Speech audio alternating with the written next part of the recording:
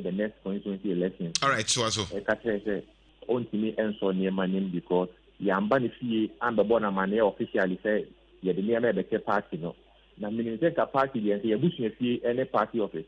And when the name of a party office, they are any for you, Babinia, Ojuha, on Tiasia. Nathan say, person near the duty and the campaign messages are, yeah, the Magana for Intino. Young person, a better time, will say in a time.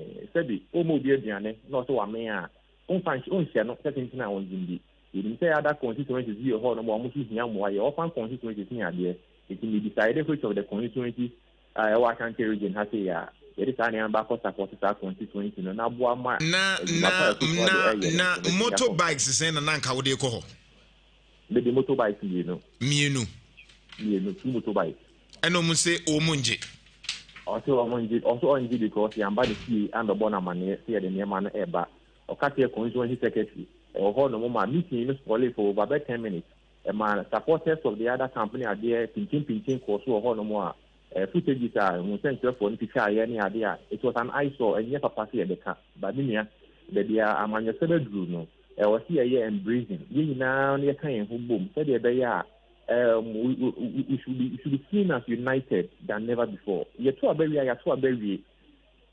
We put ourselves up here to an election. All right. And the grand views near say whether Akwafa wins or loses, should not change the narrative in Obuasi East because say NPP stronghold. And we should be able to maximize our gains in Obuasi East. I don't think the official candidate a winning parliamentary primary, that is not the end of it all. The end is that we should maximize the vote in the constituency. I don't think yes, sabotage the able party na party leader and I say na lead. So we are party be viable na stronger. Okay. Ora for kwagina so kakra na mene na 97 ntwetwe en koma am sure say wonim no mo secretary MPP Obuasi East na 97 adentina manje 2 bikes no aden yo me manena wase na mentia for another page. Mr. Lowa radio set no feedback bi e ba ntimba cholowa no e na wunia no nso ejina so ntia no akasa kese amaye. Yo, but what me ka? Me tun ka to so. Yo, me da se. Me church for nyina me bi afia no kopem. Chia party for nyina. To bo ateka kra busan for ye ka say Facebook nso live inti de ka nyina wan kasa ko Facebook na ko hwe party office de eno ana e koso. Inti ye ne secretary e ka say na ye ne orafo akwanso e ka say wan kasa ko Facebook se de be ye nsema ye ka wan kasa be hu na enye se bi e bosum ka. Obanyi pa choto aso. Yo, Andra, na general meeting, constituency, ya wade bia, na wachi menu bia ya wade ni esa meeting no. Eti meeting ni mu na yenu ya Nhyira fo akwa eba ye na ya meeting na ase. Eti yewu ye se central for abegya omomu tiki cameras. Eti ema chairman every time na we mu na mi so menim nti ati otosa frɛ kamama no ma no bai no yes ade na meeting na wabada obetutwa kana but also womoni yenua Nhyira afọ akwa ne bai na also be donation eti na ma omuso omudi na chi ne bai enjoy na chairman dabi enye right say meeting ti meeting ni de ebeka kokko mu asem na ebeda abontinti no obesese oni kamera no emfi na onfa kamera no enko de ma enua no ejaye e na odi kamera no sorry to you eti na to boase na 97 cameraman hello na 97 hello nana no mobile hello na msio hello so ana wetie mi kakra cameraman ben na oka ho asem ye nsem tro ni na mu piapia na na se cameraman ben na mo ka ho asem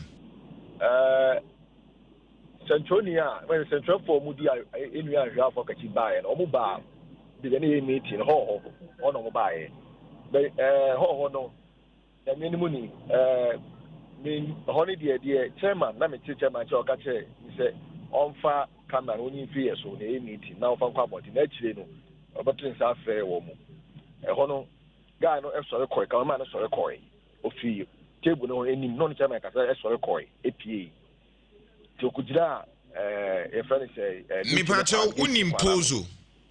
Nana unimpozo. Minimpozo pa. Unim no. Minimpozo pa. Pozo ba ho. Ubusa poza anye se BBC ya eche mema no nsi ni ya. Eche ana yenya kwa te se bibiere esio abonten. Se BBC enye meeting ground ho. Tell me ka di mi hu ye. But what is nya wo se team me. Enti eche da musa chairman, se chairman na adan no so cameraman no say yeni anhwe be donation. Enti na wo maba. Na ABT anya public na say obeteki camera because be be kan send dia go mu say be pia bontin ana me so okay any ade na ye ma no America ka ye ma ne be 2 or 5 minutes na ye hot meeting no na woni onye ni donation no ye wi a ne enter camera for no say the meeting dey ye mpɛ camera wase to woni camera nfi ase e de ba ka kwa na so yo donation wi a camera na o mekɔ na ya carry meeting so it is a hot meeting we no discussion the hot meeting for so long be about 10 minutes na we no debate the next time I say no can say one dey have no say camera no ye meeting na camera man e be try meeting dey akọ and am ka so any dey o kan odika fine ye meeting make that one thing and say o ka so ma camera man in twa na fa no ma onko na onye ni donation because party no otredi ensemebre obi already tafo ye ti ya nti obeka we ye nya deja so beba se ye nua na fumo kwa tie ni ye mfa ye nua no ye ne nkasa se next time no bia se bibini na obeya ama so nti ansa na dia na se ye so tire chairman say no so achi no na wo se ko bo ono chairman amane na chairman ya we se bibisi no wa be to obi ade and the million ye kasa so bia me no beti ye try say me convince chairman ma chairman ka chairman beti asiye but he being the chairman no and so stand not say o ye penny on na party no finish so as a chairman okay and so no to say was a kayunia no ebo na ba enti party penny for ya away hello nana hello okay mate de wo kan nyina se ne se wan kasa de nanka be prince se enya abantin kamonje ba chairman na no gina so se still na no wan famra kwanzo nti enya de obeji oh yeah ubusa chairman was kamete me can be say so on temi kola green de be ma sun de be ba but on de na me kan ya na me o che ni say for the man e adwuma okay he is the chairman mission asi all right what am you secretary do but when it comes to the party that on the chairman okay and the chairman general say on the man be adwuma de say ka bona mani answer and the next you know and na your tip in chain meeting that won so and the tip in chain say and central for na buy no mabulu bi a wo mu susu say wo mu say central for no wo mu pamo wo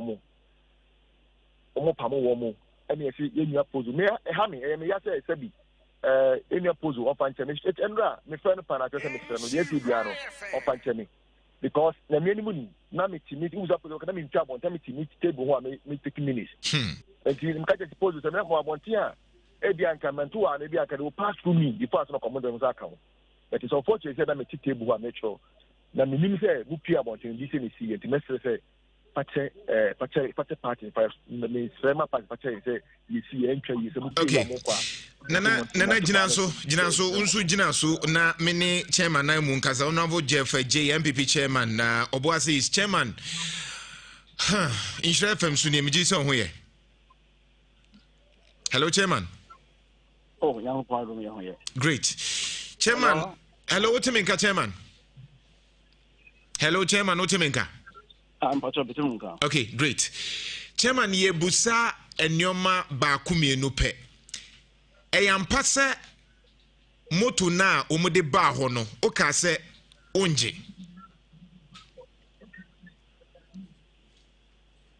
hello chairman michia oni watifo nya bebia Nhyira FM akoduru nyina michio bia na machia Oboase East constituency onyina campaign team members omo atuom ho so a omo ye dwuma e ka so omo so omo koso anya dwuma no na sane baya yura no na dan ko fufu ado ene yura be kaboachi yadom omo vote no be ko esoro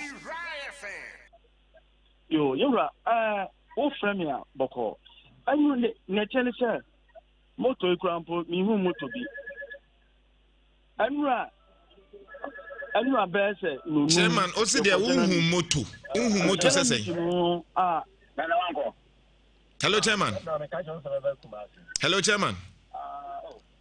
hello mura mbacho yetie wo because anu a dey no ya ko general meeting awo yen meeting ground ya ho na yehu say Isaac cameraman Nhyira for the pose on the cameraman no about inside only pose on nyina ba ho adanya almost say omo ebe twame am so e didn't mutwa no so for the say pension afọ so person obey donation into person obi try enu ntino mu etwa am so that be enya ni sa me as a chairman me name penny for nyina obi anim ne ekoso a moyi nti general meeting aso so e hona ye kai e kokko mu nsem nyina mesremo monfa mo meet camera no na chiri no de bisi bia no ye maso ati nti actually no me wo hwa na me secretary ka chere me say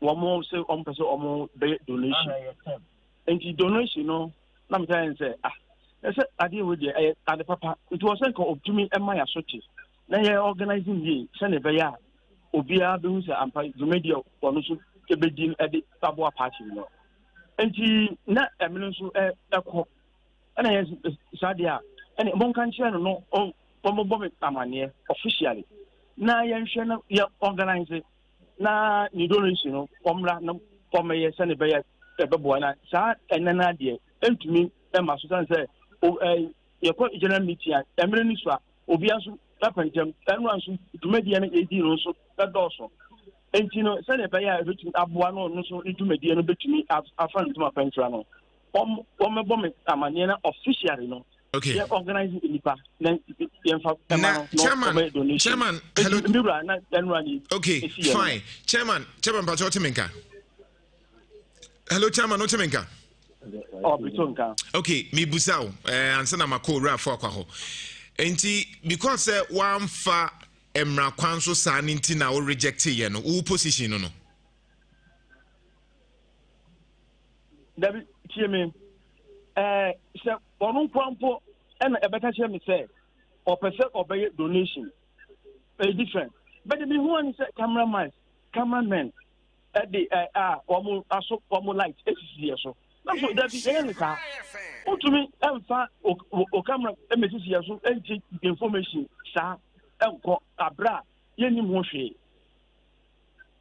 okay dinazo o rafa kwa afi wotemenka na senka wo famra kwa so anka we mpenche we mama yensem tro ni kra yemfa yensa nkeka no na janto ya na esebi hormo ya na system kaka see the camera point so you need to chairman say entity constitution from chapter 1 to the last chapter no if I hear extra on semna fra the pass we donation or your party constitution now all can in any case my constitution secretary the first constitution secretary for Obuasi and I was the last constitution secretary for Obuasi constituency and then the chairman of Obuasi East and West.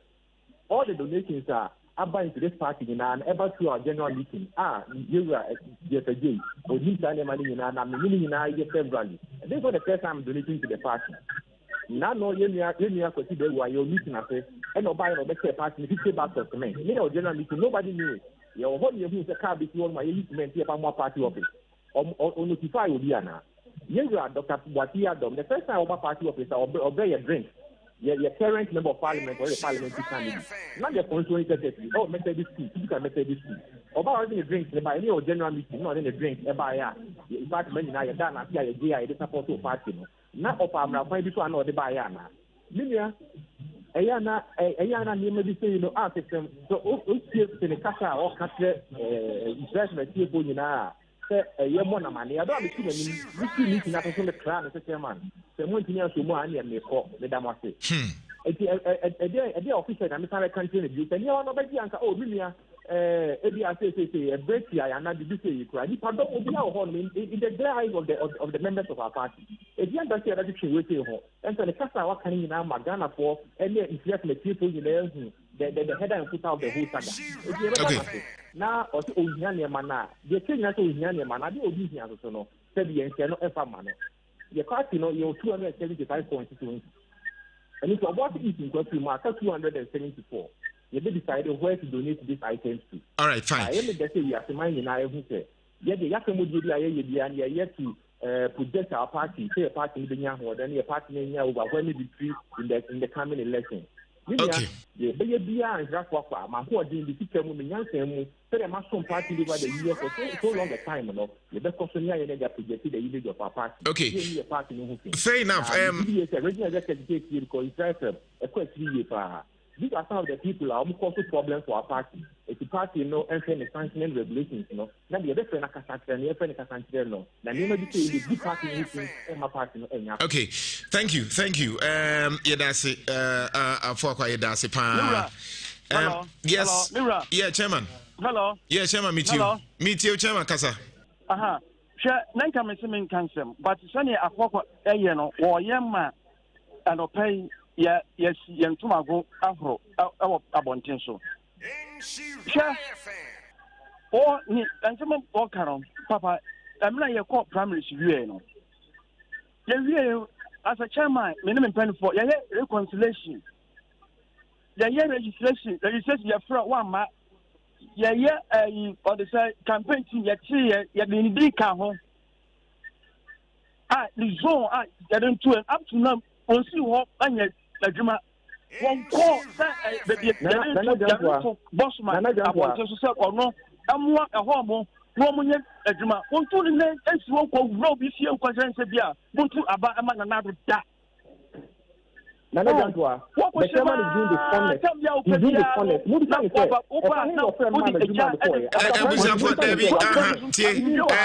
Chairman. Hello, Chairman.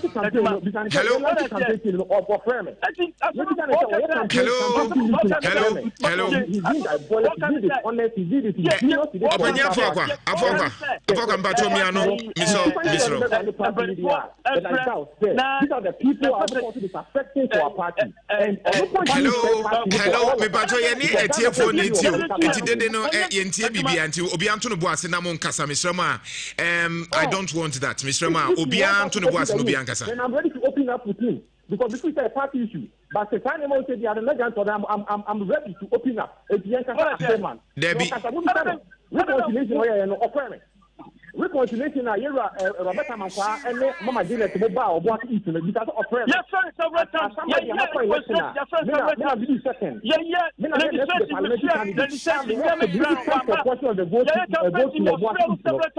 Reconciliation of friends.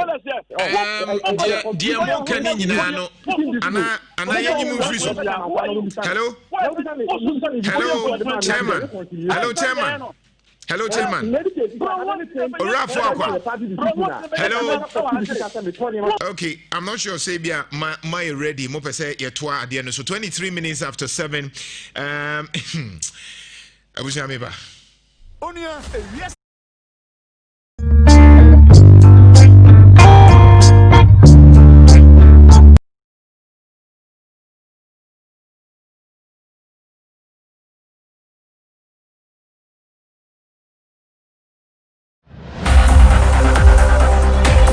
Afi abatoɔ no ɛyɛ sonko koraa ɛni bi o man kasa fi abatoɔ na hyase because akenkan na wieye emu nsɛm nyinaa no na de bɛbrɛ wo yɛ mu gidie sɛ yɛyɛ bi pɛn afi nso yɛbɛyɛ ama na boro so yɛwɔ mfidie yɛwɔ akadeɛ ɛne yɛwɔ animdefo a bɛdi dwansɛm ɛde ama wo na sɛnea ɛbɛyɛ a yɛde ne yɛbɛsi abatoɔ yi mu nyinaa bɛbrɛ wo nti yɛwɔ anamusifoɔ ɛwɔ 275 constituencies ne nyinaa so wonim sɛ ɛba abatoɔ ho nsɛm de a your election headquarters yɛayɛ sɛ kokromoti a wosan yɛ ho bɔpɔ a ɛnyɛ yi nti abatoɔ mmere bɛka yɛn ho sɛnea ɛde bia woyɛ no nokora mese wo sɛ biribiara ni wɔ bɛkɔ so wɔ abatoɔ mu a your election headquarters yɛmfa mmerɛ wo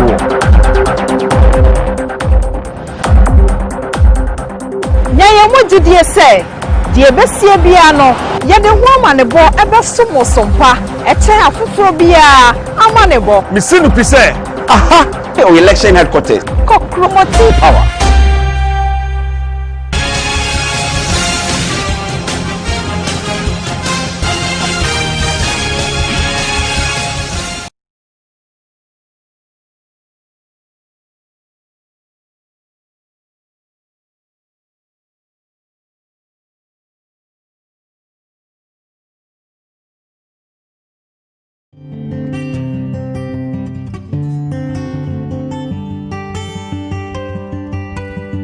All right, you want to about First Class Institute.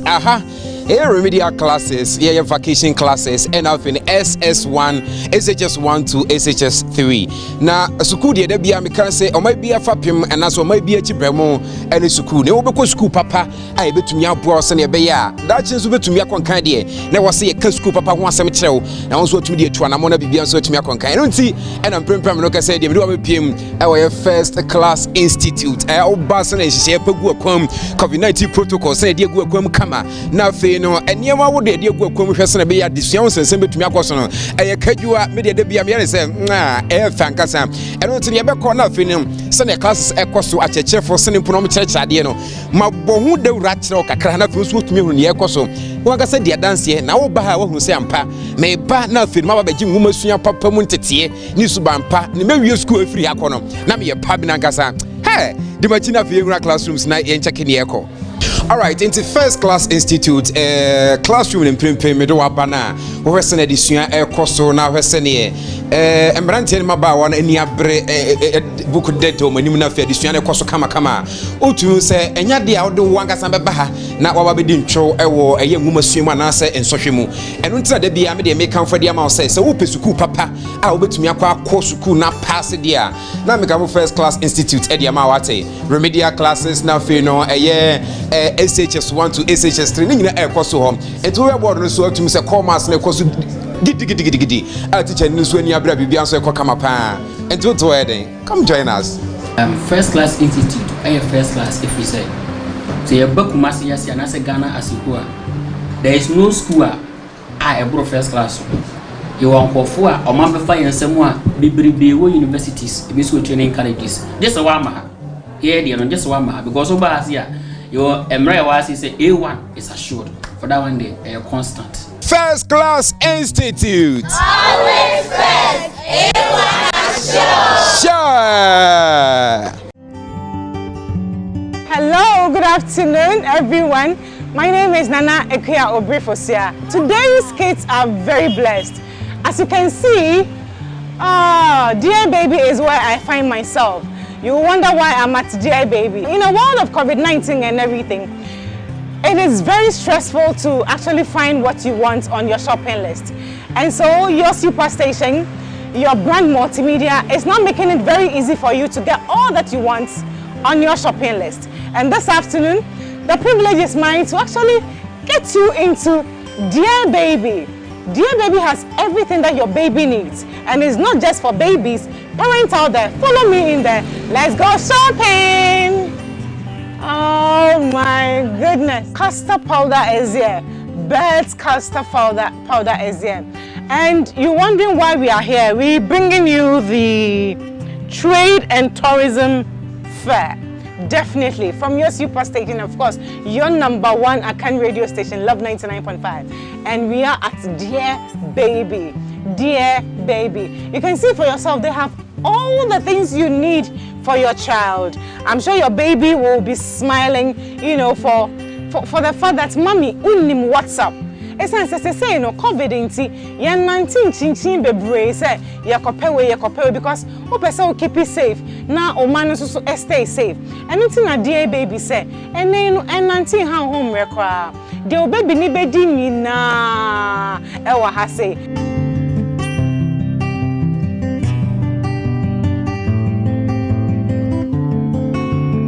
The products in the US, Canada, and UK.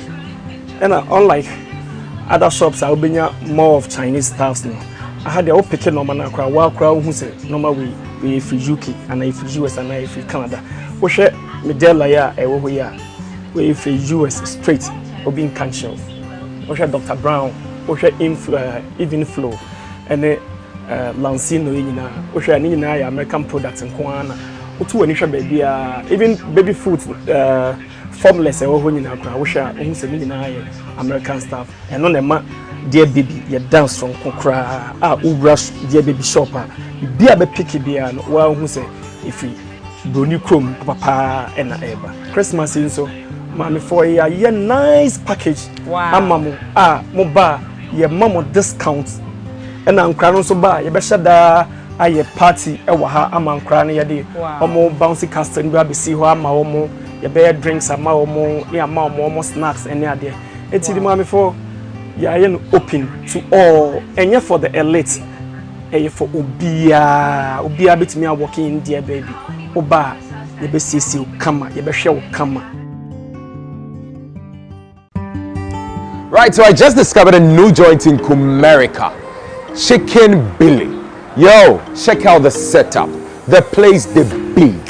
Welcome to the Love and Nhyira FM Trade and Tourism Radio and Online Fair. My name is DJ Ruben. Come with me.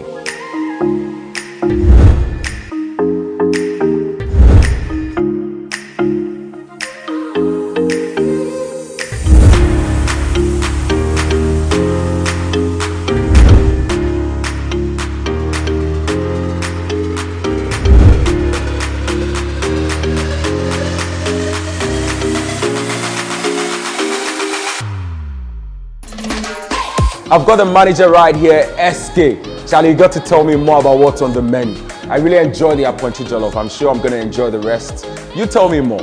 Hello, lovely Ghanaians. This is SK, the general manager of Chicken Billy. Chicken Billy is the new hottest eatery in Kumerica. I say, yo, Aponchi na mankasa. Aponchi ankasa. We have Aponchi Jollof with good chops. We have fried rice with good chops. We have the Aponchi Pizza. We are sure say on TV Prada, Aponchi Pizza. We are located off Ayodiasi Kote Road, just beside Running Pharmacy, around KNUSD campus. See, if you want to organize your party, portray everything's on. You want to organize conference for here, we have a very nice ambient environment that you can host your programs. You can host your parties. We have the VIP session for you. Come around and jam. There is Chicken Billy inside Kumerica. Thanks. Hi, good evening. My name is Dr. Nana Nyamimreku. I'm the CEO of Chicken Billy. Even the name itself, as you can tell, it's Chicken and Billy. Billy stands for good. I've lived in the US for over 30 years, and I come to Ghana often. And when I come, I realize that the mainstream restaurants don't serve goat, even though goat is one of the favored meat in Ghana. So I decided to establish a mainstream restaurant that actually specializes in goat, hence the name Chicken Billy. First of all, this location is a students' community. I realized that most of the mainstream restaurants and entertainment places are around in shares, so and if people want to go and party or have good food, they need to travel all the way downtown, whereas we have good population here. So having this restaurant here gives people the ability to eat well and party safely within their own community. Hello everyone out there. I, Nana Nyamimreku, personally guarantee for all of you to come to Chicken Billy and have a taste. We have the only Aponchi pizza. It's the one and only in the world. We have the Aponchi Jollof, we have Aponchi Pizza, and neatness, it's my #1 goal for this place. So when you come here, we guarantee quality and healthy, tasty food. So please come and participate in joy at Chicken Billy. Jack, so say the Oba Kumerica there, Chicken Billy. Ehane the real deal.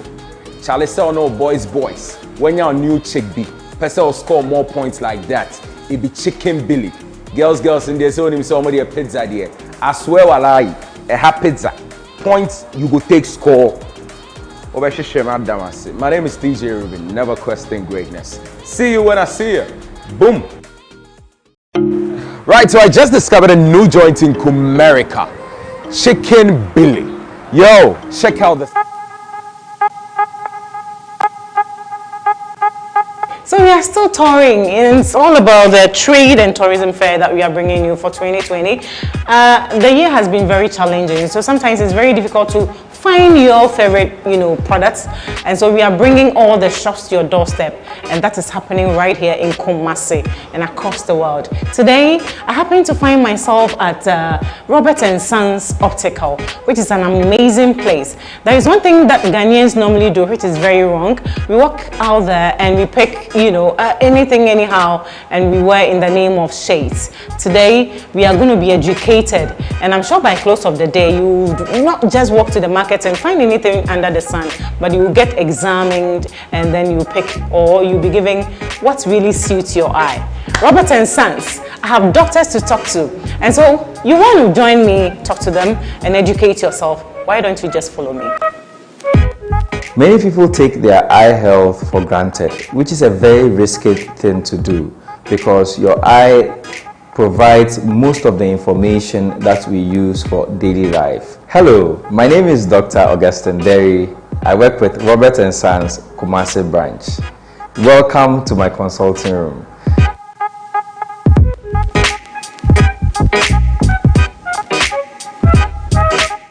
At Robert & Sons, we offer eye care that is world-class, that is standard, and that you would never regret patronizing. I see many different kinds of patients day in, day out. I see the old people, I see young people, I see babies, lovely babies, and I see the working class people as well. At Robert & Sons, we stand for excellence. We stand for the best, and we do not settle for average. Robert & Sons Optical Services was established in 1990, 30 years ago, and we have a mission to provide our customers and the general public with high quality optical products and services. We have magnifying glasses, which comes in lighted magnifier and then the non-lighted ones as well. We have cords.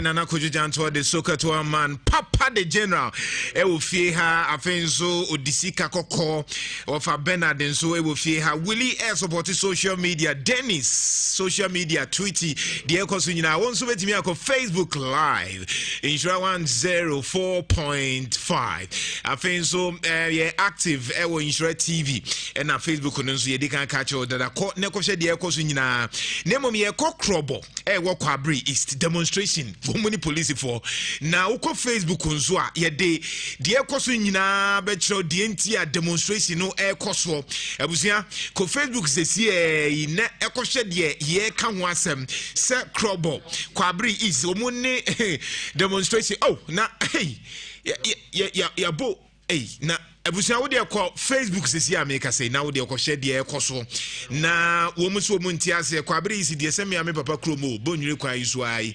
na wo many police for no na eko demonstration no to so mu bom no mu tia yam se de ntia wo de ko Facebook na ye betwitwa enioma na ekoso no nyina live a kire no hu de ntia wo mu ko demonstration no live on Nhyira 104.5. Plus the Facebook unzo the video ni photo bi beto ho abrantie bia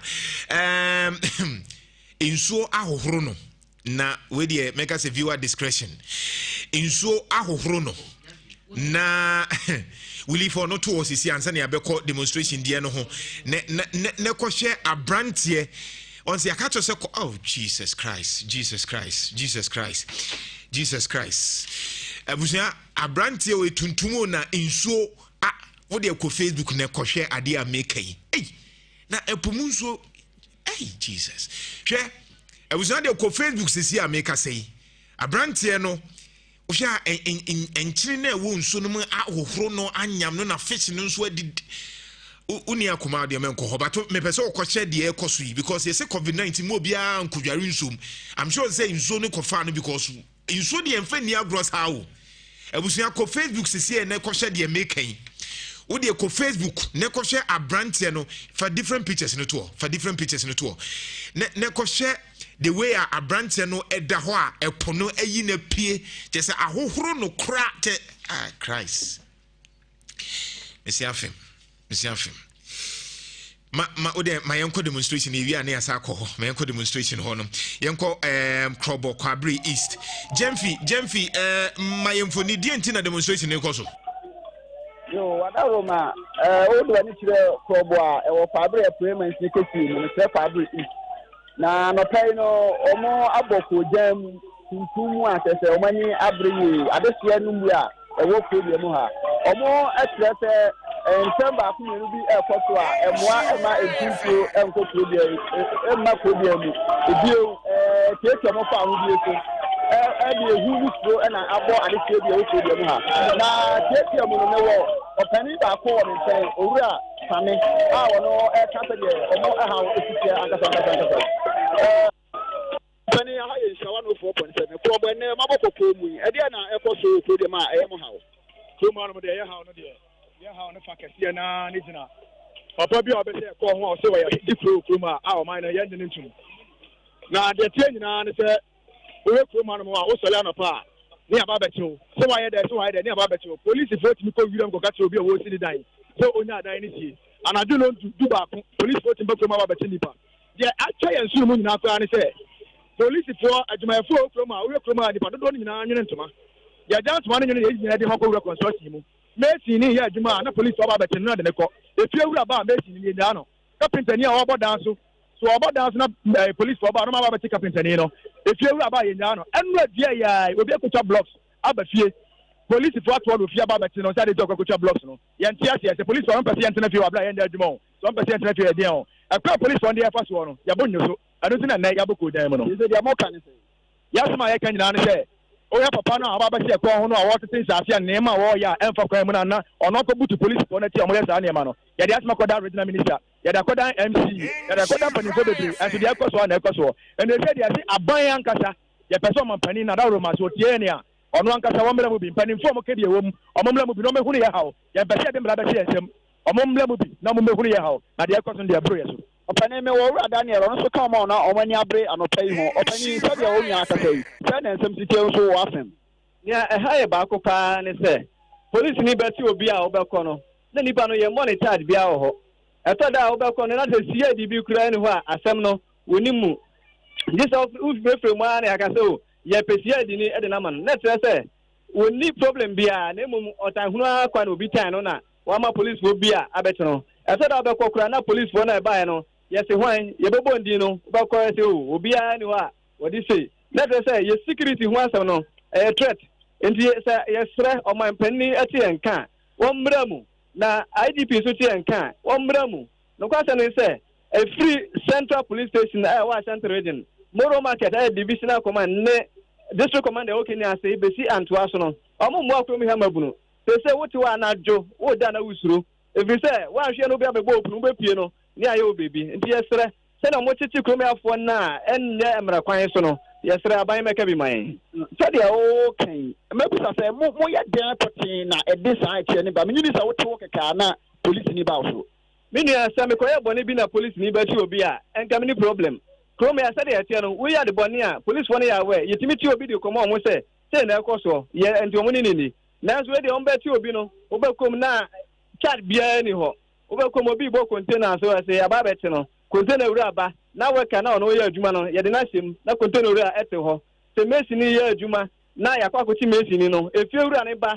na efie wura no ekọ na mesi ni no ehyem ekọ ba sa na te se mrante ne maba wo kurum ya no ye adwuma ye e na omo se no afa ye mbambo nso no ye nhunu nti edura na dokura o da na usuro yo opani radio nsɛm e wo krobo kurue ma ha bi du acha be buta no da ma na yam fanto aso no enti my hu photos ne videos no nso send na intimi nhye mo ne adwuma but me so ya no ahwe ho yi why mate already mfie ye reporter ye nsɛmdronia wo krobo Kwabri East o mo demonstrate o mo kire sɛ ohene a wo ho no kansas ni saa na odi oko council police for nso atata it is Santasi die community no kra wo mo bre ekwan a mo de befa ho nso problem wo ho but e drew time a o ma hihye kro ni nyina wie no ene ye ton filling station je say ya to asase na ma say filling station embassy ho yensi wo bra ye nim de filling station baby wo ho a yesi na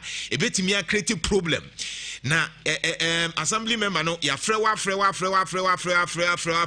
womfa ya frewa womfa na ohun asem mebeba yenye nwie ye nche obeti ye nka wo ho solo krum santase solo krum o share community na few community ekwan na ya kra no omunya baabi no mafa the same ekwan na ho kakra ya eho ye kakra no ye de eho no nso akoye filling station ye filling station nso mo ye be si filling station na ochina nko yi pie wo ho assembly wo ho obi e hwe kopem safi problem ebeti afa so ansa na afi ye be hu se yebeba so enti kwabri east die no any allegations say court no yebe follow the subject name me pa church say de me kan ye no abrante na wa horo no enkra ye nse kan wa ha no e kire se okudware ye minim say nwumre no call ye dia but ye guso e follow subject no ko Facebook se sie na ko hwe abrante a oye tuntum nanso epono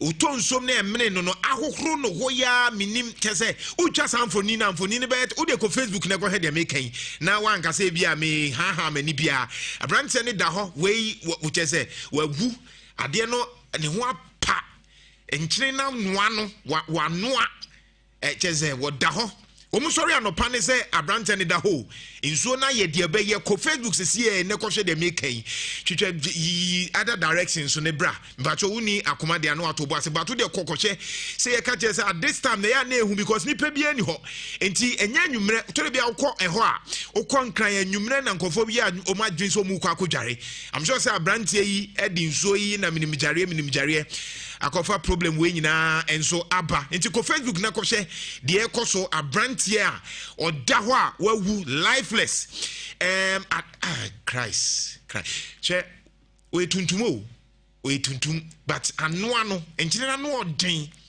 enkyire ebia unhumpunsuo da enkyire nko ano the description mintimi nkan yi but wo de kohwe sesie mahusa wo kohwe de ye ka ho asemi COVID-19 president say mai obia nkodware o de asensuo no no anta ugina ho na wo hye but here anwa na manitiri mi nyina atese o hwe afish no kra hwe no avivvi ni tia ma de se ne honam nyina o de ko ne kohwe de ye kan kohwe but anopa mi didi so asre obesere nso na pep student o de ko Facebook e da ho ne kohwe de ye kan ye da ho live abranti atese mesi afem Nemo metmisra na pep student say de bia betimi asre enti wo twitwi ase say kra do mo de pep student bidie de na sa aba enti wo betimi ayusu no atwitwi osia mate se mu ada ho na otimi ni wabusuani ana wo dofo otimi asre kama pep student eze eno na fatwitwi osi netimi esre Donima Steel Complex nso wa wani tua ye engineers yi say through times ye bodan so ye ton nadoa gate ye be yusu ni nyina quality ni nyina Donima quality ni nyina sem no de nadoa de be boso a chance dan say ye hwehwe amaw say ye hwe amaw ye project management amaw ni nyina anti Donima ye ka tropical premium NMK premium ni nyina de ope kalo eno so over 20-25 years enya afi na ba ko ibi ye ya na nso to kra na da bi Donima de ye nyina ye nim say na djuma ho te tropical nails ni brands ni nyina 1 to 6 inches in ya Donima Steel Complex adaroma ye wo as of YF Junction Ghana Revenue Authority Donima 0244-126-625 0244-126-625 Donima where quality cost less Donima at the Papa Fee kai say Absa banking so supporting womu buaye ama banking aye kama womu buaye ama say banking e kwen fa so ye banking e twamo enye tete de na obi banane ni kotu kakra David twam Absa bema bank aye akono ama enti say obi so obi account bi ni amsa for na endi juma kama enter to go so culture say my life is simple. Life is simple. Now you know. Say me you so that to go no am the browser no am the bibia 5 a.m. to 10 a.m. 6 months here dey anim nyina dey obaya ni nyina ne say obeto enter to go cheap ni bi farmer outdoor for mobetimi akasa I go 5 a.m. ni 10 a.m. no kasa ne the rough Kasane de rough. Access Bank, more than banking.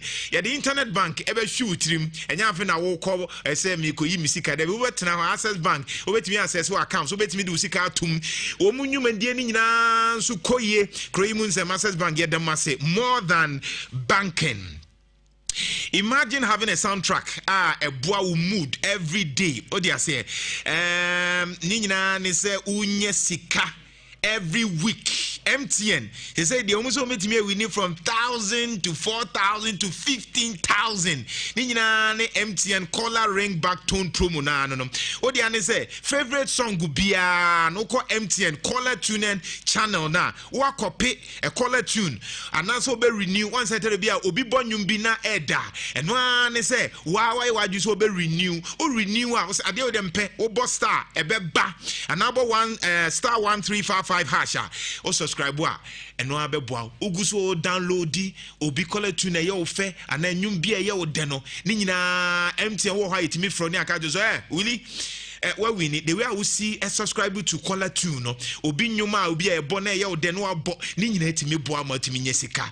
Everywhere you go we dey for you. MTN ye to aso make I just say belakwa promo no nso aba first na ye 12 but almost see bro nyanti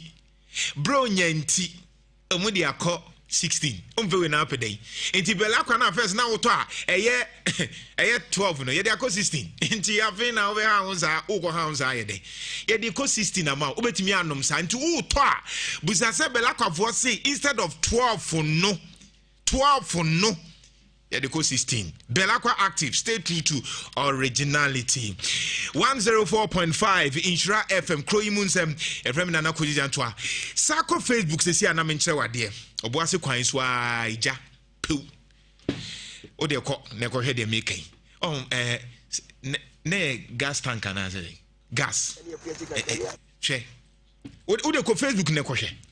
E kwan yi so se si ye kase. Ahye anope ya ahye. Obuase kwan so ahye ko Facebook ne ko hede making e kwan a afi kra na egusu ye obuase fo kwan a na ase ya eja na nado na kwakufa do ahye ase kwan no ase kwan no ko he ase kwan no ahye anopa no pa say ye den you e do this time a dry season no e na mframa mu emre na menim de nti ade no ahye drebes ha ti so mentimi anya ho hwie amfa ho a ade na ahye Nhyira FM Facebook live Nhyira 104.5 Facebook live neko hwe ahye dwrebe obuase kwanso anope ya ahye o mentimi amfa bibia te se enumu na hye echen na hye bibia hye we o meton scrap. This is serious. Every week anya accident na bibi say I don't know what is happening every week o de neko hwe de make obi atonsuom na wa hohoro we so ashe driver side be bias you moment me amfa de kra e hardwen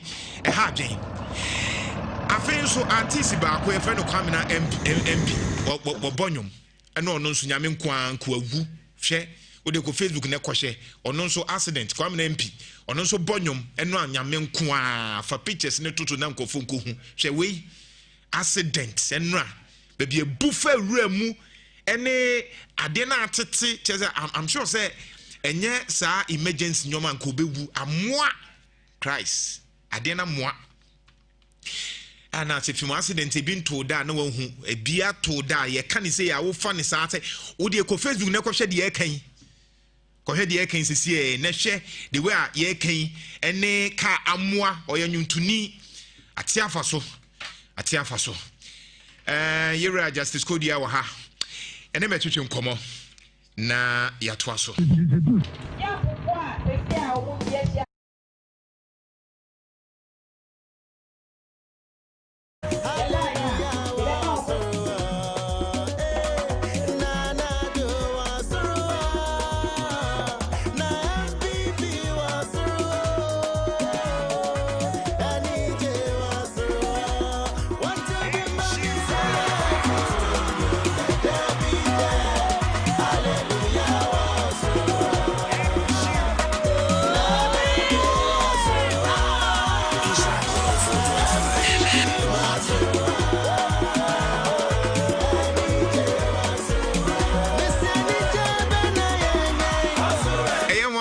as MB4, Kwabra New Woman 10 use. But still now go for just say a hit because we didn't go number 1. And so MB4 so Mudi to baby as a woman person from Kwabra Sikan and Modi for baby from. Haji, lawyer, I have a business. I didn't know Kwabra video because number 1 no. Number 1 is Tomu Pet. I see a home pony nice roho. We MPP for you. But still na, yeah, say na, still na, comfort say. MPP for you don't hold the announce way no still. Irini.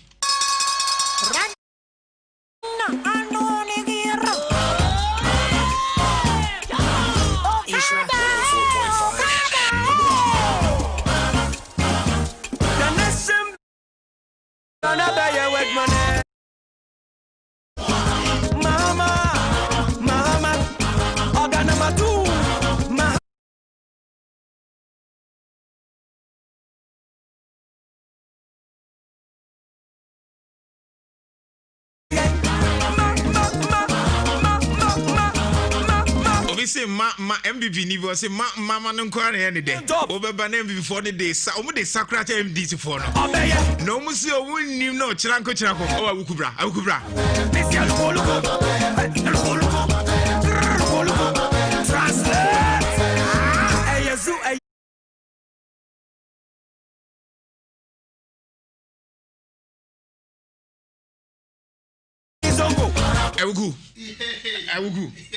Awugu de she ade bi wo ho a on say ade da na de I so fu bia no pe abenwa ha no oye on say na lumba de on say lumba de so na mo bo no tap na na kakra sa no bo so oh na so for abenwa ha na wutie no so da bi on the beat na oh okay beat na on say ma bo kwabra de no aha na etiefo peso mo because on say abolumba de ni na se for na but go for chesa de ntina esro ho ne de no kwabra mo nhyɛ na hu so mo bo enti me bo kakra bi o de bo ne kakra mbo kakra bi ne entie mu nsɛm na ewo mu no me so camera ni zini so de me so camera ni zini so ne hwɛ kwan abefa so asa wasa no be kyerɛ sɛ o yɛ ndi zini na yɛ MPP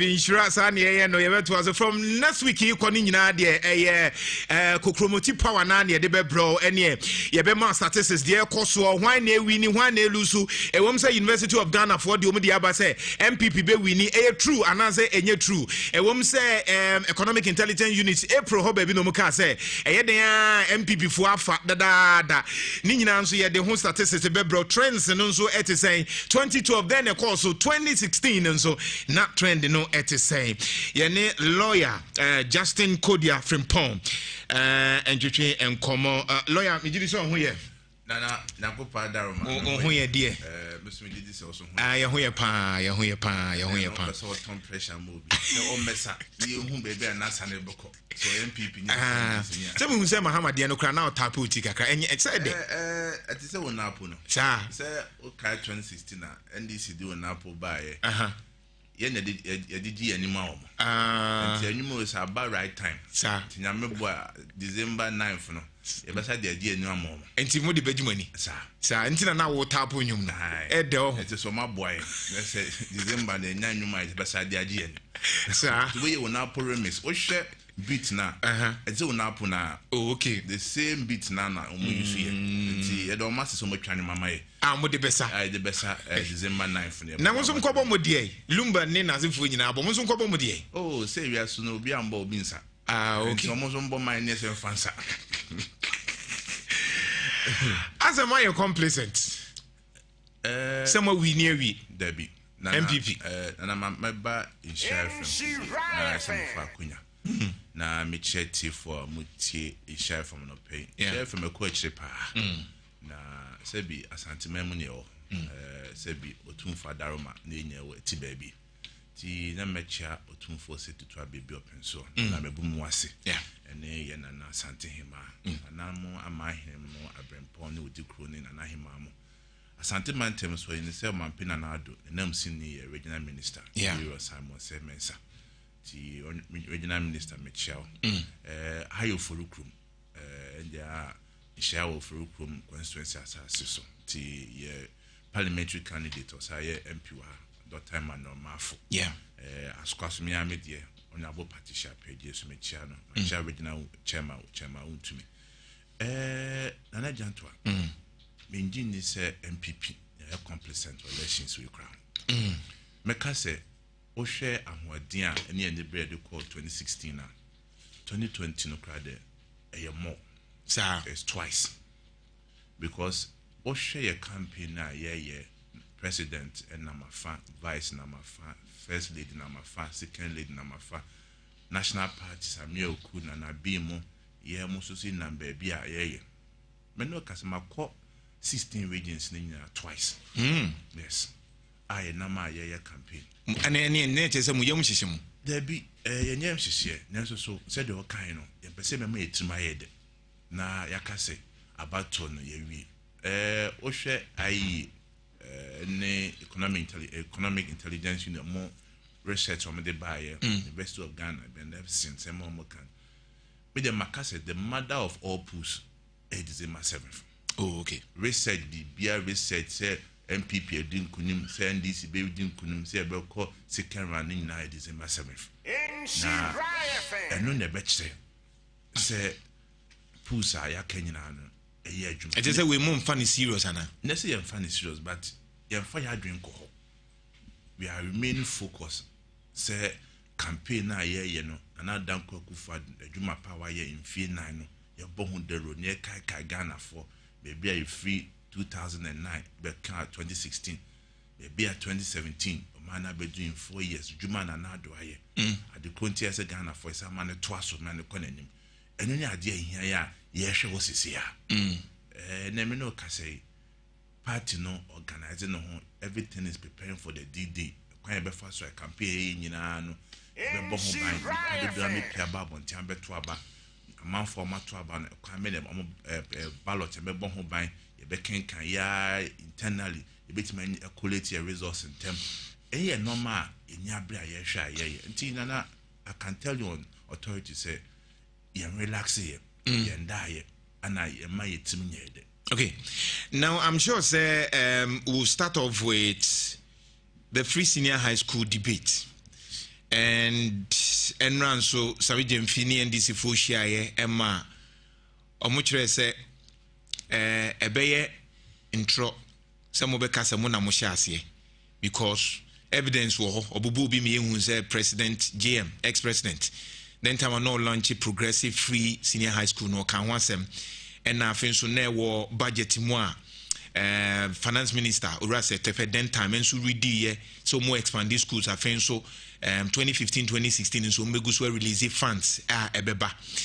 Enti so munso ka so munso ye bibi lanchi bibi and evidence nso wo ho adenti na ekoyese ye ka free senior high school a wo pese mo yese mo na mo de bai nana sabi ni pebia se nso e fana do be bia obe hu afin so no be se wo kwa no nya obetwe ewrem se dua bi kwa no nya besu na minim obi a wo 24 say at this time. So we did this why campaign at this time about cause a serious blunder of so pa at this time to the elections. Na mema Ghana for sebi obia we nim Ghana bakosem. Obia we nim the NDC for kan year 2016. Then another kan year 2016. Efa free senior high school. Emema nipa bi do na hu sebi monye no kwarefo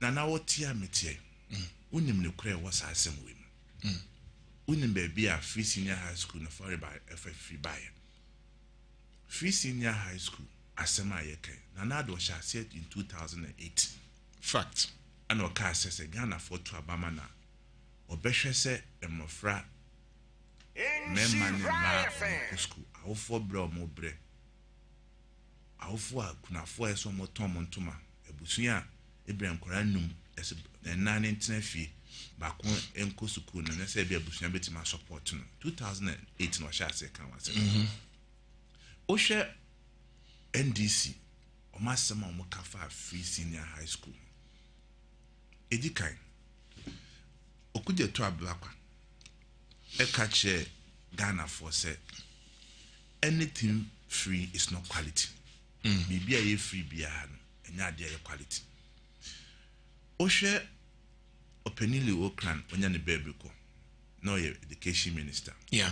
A kache Ghana for say free senior high school can only be achieved in 20 years to come. That's it. This is in free 20 years and send it to my free senior school. Mutala Mohammed. Yeah. A catcher say former deputy information minister. Deputy information minister can say Nanado Dada Ghana for right. And idea obetim the free senior high school ede. Aba. Okay. A toss will be me no faculty prat. A car say Nanado any fan obedience cana obetim the free senior high school. Honorable Esiedun Ketia, NDC General Secretary, or say free senior high school a 419. Okay. And now, Oman John Mahama ka said we need quality education, not free senior high school. NDC last campaign on year in the 2016 International Trade Fair. Oman John Mahama on no Anu Musem eka said any kwase Ghana for ye etie obia o pray to me, the near brace or pray to me. Send be or person can be obeka.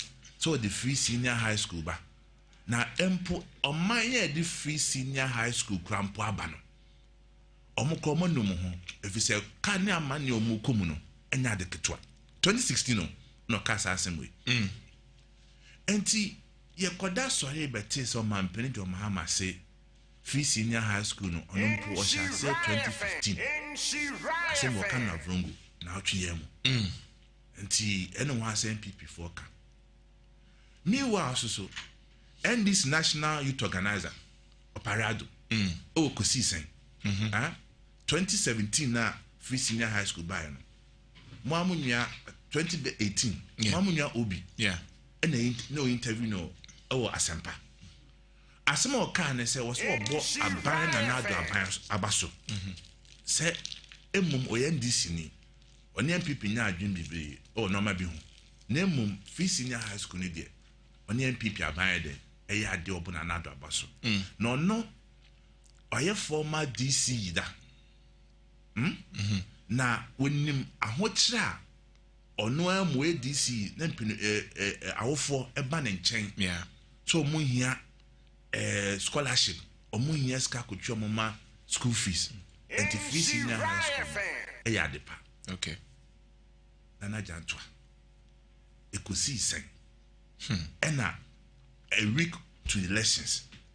And this is 4% catching Ghana for say free senior high school. No, but is it not true, sir, or she a progressive free senior high school? Progressive, no any day. So, or shall say with boarding, you can say day for over 380,000 students. Now me dear or now umuntia tuition fee, no sir, or she be Sebi. Abambia ba education sector no we bibi edeboa yeah aban esi school dine aban supply books aban eboa emabia enkura no mebi o 1-2 bi o mu infrastructure edeko yeah and the sense kwame kuma prince abambia ba ede oye enti say ebia wakoboa edi sika ko school say omonfanye bia true get fund Omofai Mbwa na school and Koswa. That alone does not make education free. Okay. sa year omo kan wasem say omo boa ma free senior high school share Ghana Education Service oko Daily Graphica 25th August 2015. Okay. Nana Mamen Poto. Yeah. Mate.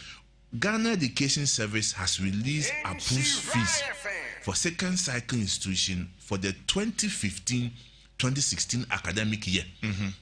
Boarding students are expected to pay 724 Ghana cedis, 50 pesos, while day students will be required to pay 405 Ghana cedis, 50 pesos. What they buy a tree Kasema? Ghana Education Service 2015-2016. Catch Ghana for say second cycle institution, senior high school, no. Omo boarding school is called Metria 720 Ghana cedis on 50 pesos. Yeah. And a day student for Metria 405 Ghana cedis on 50 pesos. Yeah. And to free now woman any day. It be a free no a bandisi for green book. Now our one in Bako school Pukwai.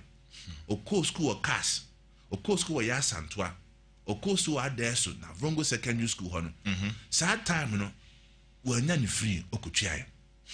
Na nana you see free senior high school at Juma and Adwaye. Yeah. Me de bia me kase. And non kwa and non kwa yamfa infrastructure ne economy ne health and some employment to yeah. And no one should win another elections in December 7th. Sir? Yes. We might go to Nana, you will chrome her. Your mammy, your papa. Ka, Omoma, every GSS. Elko senior high school. Na Tom Nayam Shishia. Na Tom Jadu. A bit me catch your mama say is Kenny Tinefi. Enim kofo bebra said no money my dear pa nanso sne scan ni finti o ment man to aso na wo tie say bi na adusua ka wo tie yeah and na adusua na mo enipa adusua na mo my enipa ebra na do the free senior high school ban awofo bia first term second term third term so ba ko school one more car afin be 5,000 Ghana cedis. Said abofra sa afuni afa no form wana nana akra no beto to provisions man yeah school atade the sandals the milo no more de beko the school fees oba kutua ka infie miensa no kwa mo kakra wa abofra ba ko no enye 15,000 Ghana cedis 150 million ene free senior high school adaroma ke ka obebo na do ya de ye fama etosubi minim enkrofo a nanka omuni sika so mako senior high school no matena fi 2 years 3 years yeah free senior high school ne bae no omo sa ko school madam for ba ko ote adjuso na said abrante bia na otwi troto e meet Kwame Charles de bia me ba no ho a na se ho no aba onwa abo na mpa bibi mame ti na no ko ambusa o na Kwame Charles so Kwame Charles was your mate no oko school. Okay. Be your mate no was your school. Anyway, me share video na me ra. I was so emotional say I was so good me say the impact of free senior high school. A brand here friend Thomas Amoni me so back of a story no. Yeah. Our Subua Eastern region. 80 years in him. Yes. Na o me interview o mame. No mame do be no ntimi. Na se ni so atatan sa wono odofu the banisha no kindergarten ene middle school no a teacher for na ebo ne ban ko no musa akwa ni made ebra akwa no wie GHS o ka che ne ban se wono niska bia but mama na to aso to wonten fi no mbo no no mdofu sa time na na do e de free senior high school aba akwa na ka che o mama se mama school ni ntwa hwe meko Nana, a free Asubua Echo address to senior high school is 6 kilometers. No a day student. Every day 196 kilometers. I say your way in Sheriff, say me ha many. We feel Sheriff now ko Santasi roundabout. Every day or 6 kilometers, no about 6 kilometers. Nenso so akwane de wasina nado se onko school ni free on do betima ye ne se onso me nante forma every day be oboko se school no akwane cultural exams by general students onya 6 nana 6 so kana free senior high school ka akwa wo nimdie se ka wotifie omo interview mbusa ne se na se no wie secondary school no ebe no ato aso waso one de odanyame ebo mpae na onim se MPP manifesto akase nyame boa na wie senior high school na okwa university aban ukra Ghana kada yebe boa mo akọ ama aban betwa sa school fees for infin 9 ama internet Thomas Asumania wie senior high school nya 8As no there eso ya na se obeto admission forms obia logo for tech nyame boa na admission ba okra na Ghana kada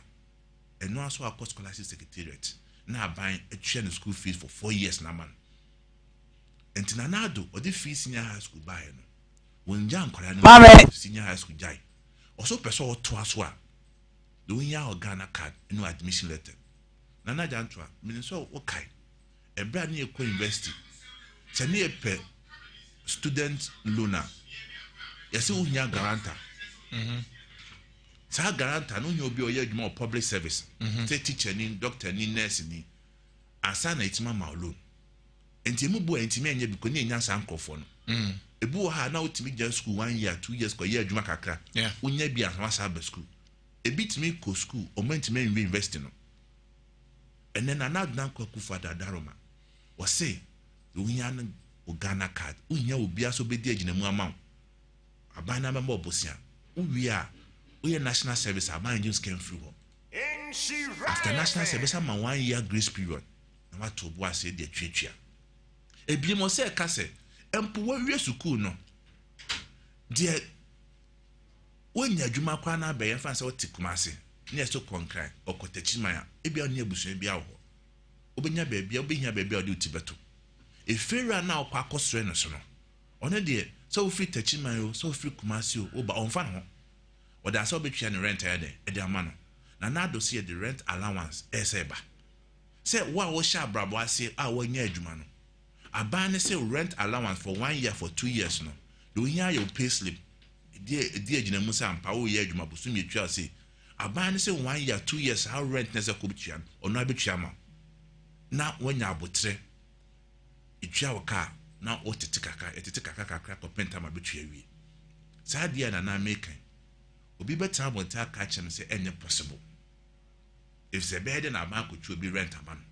obi beka say enye possible ebe na obi ko sike investi na amaka so train school fees na 4 years enya monwa if you say ebro mampeni ko for the national health insurance grab and kran am for say enye adwuma ebra Ghana yenya oil commercial quantity na na esi adwongo enya oil na na the cast of the free senior high school urban enko for say enya no kran ye say 20 years time na so ni nyina na timaye you oil kotodan cast of crime na chini timide so senior high school debate nana but the working which is feasible, it can be done amubetimi aye but within 4 years any de mo okay ye hwe sika amonso e ka amaba be bragu ho ya nze you are also creating problem for the future dachi because ye hwe time na mo be fa akunya no e ka na e wo ho ene enne kan ma mo huri akoidia nze mo ye de but mo pre ka man dachi edikai se nipa eboboka na ekana yebon echirema benyanso faso echirema betimenya hodin atwia se benya carbone carbone ne se wakoji sika se inse so ba ko ye adwuma no oso bia ode kwa koye wedding na se bia de kotoka atrem keke na echira bia mra so se betwea na so nya sika ade na mo nyina mo ye comfortable with ye bobosia mo nyina MPPNDs mo nyina mo ye comfortable so ye mbroka because ye boka ye de ya de papa then time na NDC for e broke egu ho MPP for mo kan say ye incompetent na sika wa ha ye hu hia se e be bobosia ene maba mo ye project e wo ho free senior high school na sefo nyina you are spending enough but I cannot kwa na e kosoro and you are munyina mu defended into was mo boss aka and these senior people so them ba munyina mo so mo boss no back no fa compare economy no say Nhyira FM ekobo bosia 200 Ghana cedis no the best na adwuma mu na otimi nya fa so 400 Ghana cedis in 3 years 10 years time e cannot mintua nemom se Nhyira FM okobo bosia 200 Ghana cedis na adwuma a wo ye no e fa so na e ba fom na wonya profit 150 Ghana cedis oboka gu achi na wontimi mintua ntina na do ka se etisika so na sika be na na wo ka sika na o ka se etiso no eno abi na edi ye adwuma die mo akobo bosia wo ya botre sika na o ka so yetiso no se sika na abi na ma edunso na ne ewum fie na no eso atwa sika na abi na ye kase yetiso no ena teacher training allowance na training allowance and this am atwa mu no yakofa aba ena me no kase nti ne yete bosia bosu sika so anase ne yete bosia bo yete kaso bi atni yetimi hweso yi ena ya asa nti se mo amu osika de ade na mo anyusu mo amu sika na mo ho instead say sika na ye wonana eno nkwan ntimi nya o management nyina aden if we say o share economy no size of our economy ne sika no ho betimi de aye adwuma o debate me adwuma ko dream pempenso bi ba untimi fanwie why because according to Shra de say Ghana ye $3 billion corruption kwa Shra de for say Ghana every year ye 13.5 billion Ghana cedis corruption kwa 2016 Ghana ye lose $7 billion so the Ghana sikema I mean 7.5 that is over 35 billion Ghana cedis through illegal mining kwa these are money sir ewa entinko focus ebia yetisika so people expecting say sa sika na ye wiako corruption sikei okekani nyina boma anke betimi dia ye bibi dance ye beka se ye kwa besia and that was what we expect an exceptional thing from you guys introduction ye dia by interventions ye dia by a free 2017 about 2020 si intimi to kitase asekra yakoye nimpa edikan yamfa pos and habo any example nim said the name in the past city okuyi normal ba yen kancho onim container no ska betua onim ditu abeye eya also fa kakra breme o metima kote so ama metima koyesi ama enam no me agetum say the paperless system no o normal no kran fi abokire mra kwa onim sky so otua nya ye kwan a ye fa so etiquette asas oko passport so okay passport office etobia 2 months 3 months 6 months eso fa echi kotwes ka mo obi ansa na wonsa ka passport na nakasa meboa and then with the introduction of online this digital system no what matter if you know your application now your passport yenko DVL hwense say a ye de aba DVL first no koye car papers and koye car ho road weather and then nyaje tum say transparency aba ye bi masa no maneko nti e dey na still no because my projection for the next 3 months no HSA still yi mu be hia say mu be bobesia na mo dey sustain the economy for the 3 months. I am looking at some measures we nyina mo dey buy no according to corruption perception index no still under this government no 41.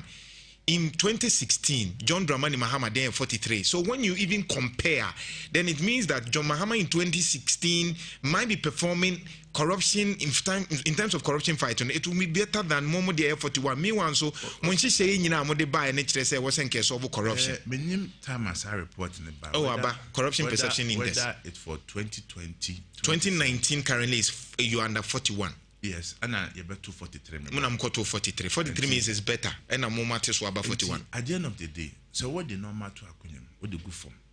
Now we shall pay impact. It takes time. What you say? Let me just say me, I shall say me chemo. No my idea about habo. No my idea about DVL. No my idea about passport. Or also Jitum say papa ebo. and in so and omoya research for a certain period. And to young Chinese share omo findings are or messadia baby, and they will determine. But say we are aware, say corruption can home any edit to a baitia John Mahama. I'm sure so you are aware. Can't pa, but also soon may I drink say, yes, share now the modern bunny attempt no more warrior. Now, firm dear, a binary firm dear. In a boise, a best socket, I send prayers. You also say, bit may repair. And I said, Jamison, no means. How? If you say, Sebi, wow, could ya bribe no? Enemy, I'm a quadri bribe in ya, very equally guilty. Yeah. As on minor, SCS yet tassing who said, Sebi said, police in the cry jam or quanch. No, beside me, say, mean car. I was stand on my ground because I'm but all watch on also feels open tamaco. Yeah. And my baby be my meboa. And ye knew no, Kita say your quana see promoted. And the problem all Ghana and say a cap corruptioner. They be a dad see politicians on quans. But say and no about, for example, Wankasa Unia Kennedy can come on no what public accounts committee. He's saying about MMDCs over 21 trillion Ghana cedis. Mismanagement, near embezzlement every year. A copy and nothing happens near ya canina every. And it is a Osha police near or J1 city need 2 cities. It will not be compared to somebody 21 trillion and keep it me association. So what MMDs? DS, yeah. Right. Assemblies near one. Assembly the only political head or MMDC. Yeah. But beneath him, no, you were civil and public servants on Muyajuma. Yeah. Yeah. Your uncle for a bambeba, a bambeko, Mutu Muyajuma. To me, there is about back to some American say you bet me to get I say Ghana ha. It is not just politicians. Nana. Said you man, I said, dear, saying to make it so uncomfortable and so difficult. Say, so we are wide so before mercy car. Wow, there have been situations a corruption, perceived corruption, we will a perception. So we are to say where you say, and we are expecting the president as different as he is, he names only the corruption. But in Kofu, my disappointing Kofu because including some of your own people who they are saying that president and how approach and to say the name so baba president by enough from the NLT office of the special prosecutor. Yeah. In Nana, your papa might finance ministry, President Babu seems to be too challenging. Yeah. A chair budget is kind of man so fine judgment. Sebi, or man penny or 2 hour woman, the bit my one say resources are a jumequo. Or more cooked as any prohibition or the memo. But institutions, no sooner some bombarding. Oh, cannot keep ya. Wow, boss say, oh, this Kitashi say a course, ABC, or my penny in him who be, the minister winning who be, wishing who be, dear no man penny I have. And I saw it. And see, sir, corruption has seminar when him said, your coalition say, and this if I try, say, or mefa government institutions. And no my day I tag on with corruption because they know say in 2016 any idea to me what you be some corruption was matter was a be chichimunian and then because this time around is something a key position party for a day can was but unfortunately mean said them who the way I must see hammer corruption no MPP Muamman pa 2020 monka corruption was in Bibri a manifesto. In fact, CD din so say corruption is the least among the indicators. The more school ne apomodin as for but corruption no from pa and until the damn year 2016. I got them for say John Mahama a corrupt in as if we in 2020 Mwanga Samun shed and can ye. If we say a normal idea go a for man be teaching much say. Yeah, yeah. I'm my examples be brain. Yeah. Say CDD for any other institution for. Okay. The next find this neighbor. I didn't a bit my bomb. I'm with my task. I'm making analysis in the 4 years now. It made 200 more. That's in team 200. Me busa we na yakwaba. John Mahama corrupt. Said John Mahama Crop said, oh, share under his watch. Our questioner, BBC for Busan. Say, why not the mine? And no question tell us, say, why you're corrupt and as on you're corrupt. Oh, Susie said John Mahama is corrupt. Yes. Maybe. What do you want to tell you?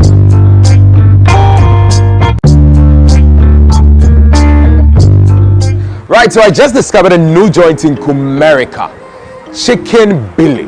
Yo, check out the setup, the place they be. Welcome to the Love and Nhyira FM Trade and Tourism Radio and Online Fair. My name is DJ Ruben. Come with me.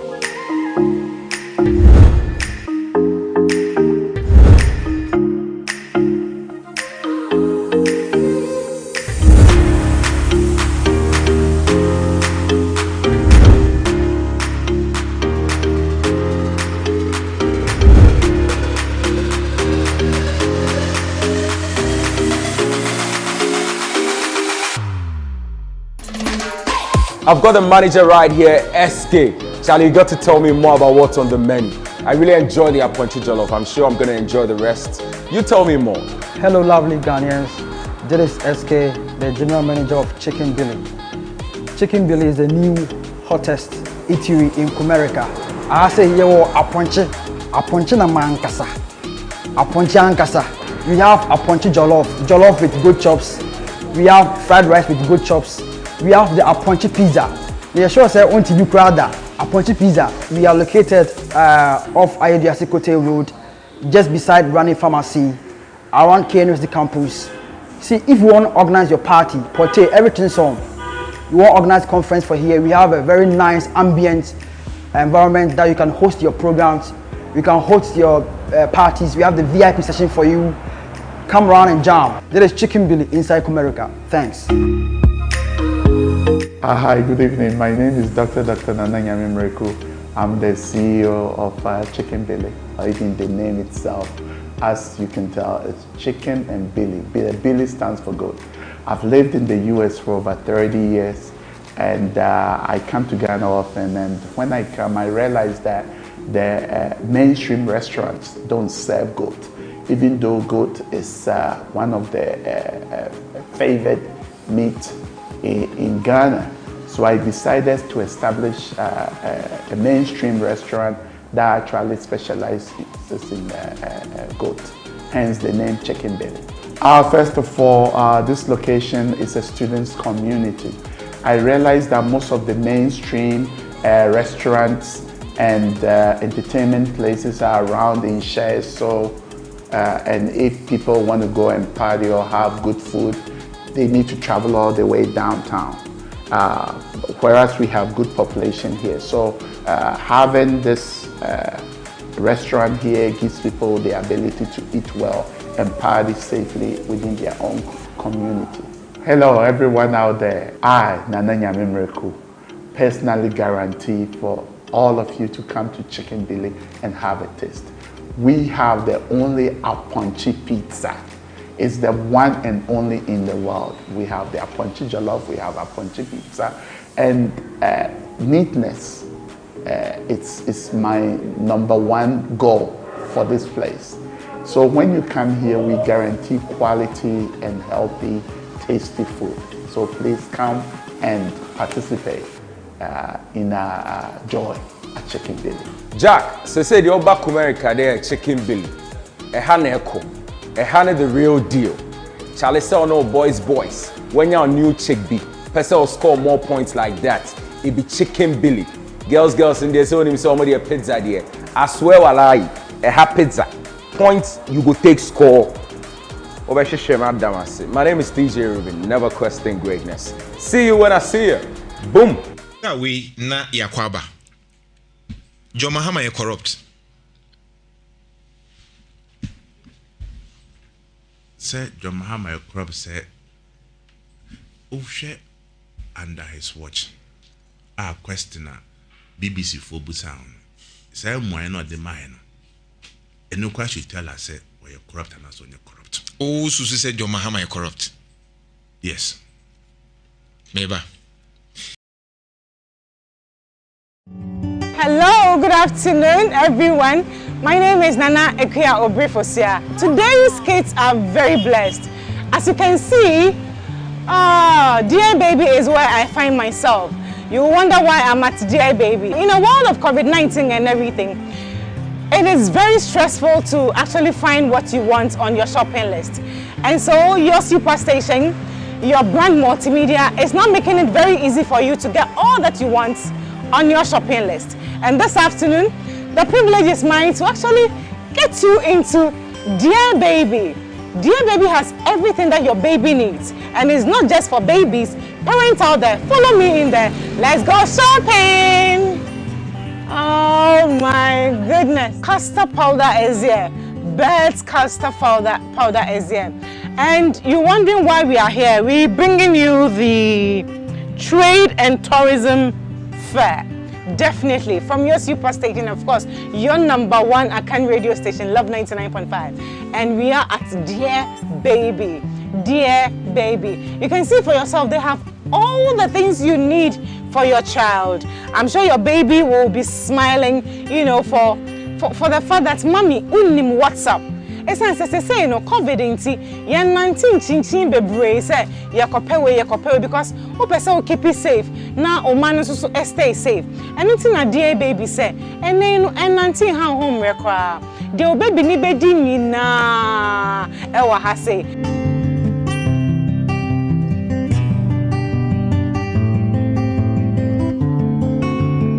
The products in Nhyira for US, Canada and UK. And unlike other shops, I will be more of Chinese styles now. I had the old picture no man crowd, while crowd who said normal we for UK and I for US and I for Canada. We share Medela ya we for US straight or being cancelled. We share Dr. Brown, we share even flow and Lancino we share American products and Kwana. Baby, even baby food formless American stuff and on the Dear Baby you dance from Kokra rush Dear Baby shopper be a picky beer and well who say if you brony chrome papa and ever Christmas in so mommy for a nice package. Wow. Mobile your mama discount and I'm crying so bad you better da aye party ewa ha amankra na yede omo bouncy castle ni ba see ho ama omo ye be drinks ama omo e ama omo snacks ene ade etiri mama for ya ye no open to all enye for the elite eye for obia betimi a working in Dear Baby oba ye be sisi kama ye be hwe kama.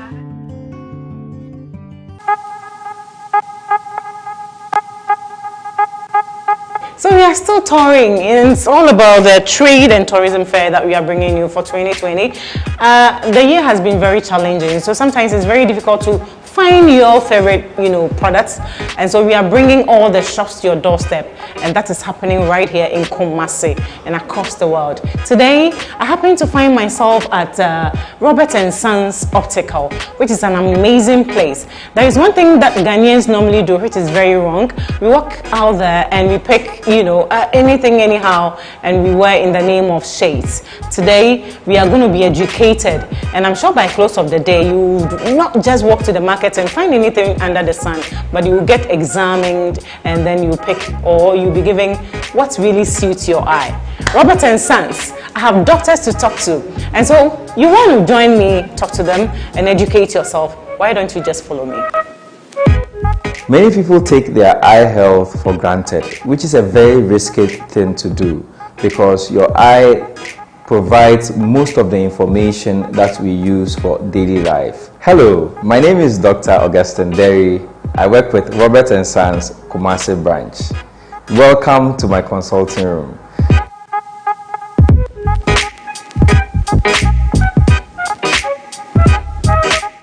At Robert & Sons, we offer eye care that is world-class, that is standard, and that you would never regret patronizing. I see many different kinds of patients day in, day out. I see the old people, I see young people, I see babies, lovely babies, and I see the working class people as well. At Robert & Sons, we stand for excellence. We stand for the best, and we do not settle for average. Robert & Sons Optical Services was established in 1990, 30 years ago, and we have a mission to provide our customers and the general public with high quality optical products and services. We have magnifying glasses, which comes in lighted magnifier and then the non-lighted ones as well. We have cords that comes in various types with various colors as well.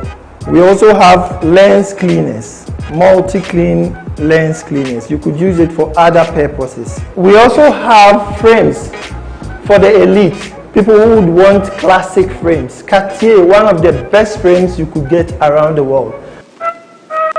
We are at 100 Runabout. We are very close to the forestry, in fact opposite the forestry office at 100 Runabout. Contact Robert & Sons Kumasi on 024 008 4437.